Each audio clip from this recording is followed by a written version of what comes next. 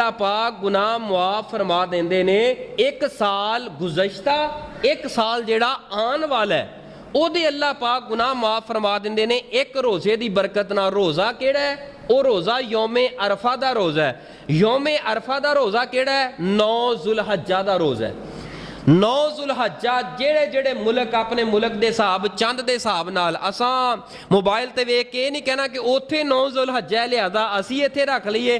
اسی اپنے پاکستان اپنے چاند رویت حلال دے حساب دے نال چند دے حساب دے نال جویں یکم ذوالحجہ سی اسے ترتیب دے نال 9 ذوالحجہ دا روزہ رکھنا ہے. اچھا اے روزہ بھلا اللہ پاک نے نبی پاک صلی اللہ علیہ وسلم نے کیوں رکھن دا حکم دیتا ہے؟ ذرا توجہ کرنا. جڑے حاجی جاندے نے ہن سارا پاکستان تے حج تے نہیں گیا کہ سارا گیا ہے؟ کہ سارا گیا ہے؟ سارا پاکستان تے حج تے نہیں نہ گیا. ساری دنیا تے اوتھے نہیں نہ کٹھی ہو گئی. وہ ہر ملک چوں تھوڑے تھوڑے لوگ کٹھے ہو کے بے شمار لوگ ہو گئے نے. جڑے تے حج تے چلے گئے نے نبی پاک نے فرمایا جڑا حج کر لیندا ہے انج ہو جاندا ہے جویں ماں دے شکم چوں پیدا ہویا. کی مطلب؟ وہ بالکل پاک تے صاف گناہاں دے کولوں صاف ہو جاندا ہے. اچھا انہاں تے مال ایسی اللہ توفیق دیتی وہ حج تے ٹر گئے انہاں تے اپنے آپ نو پاک کروا لیا.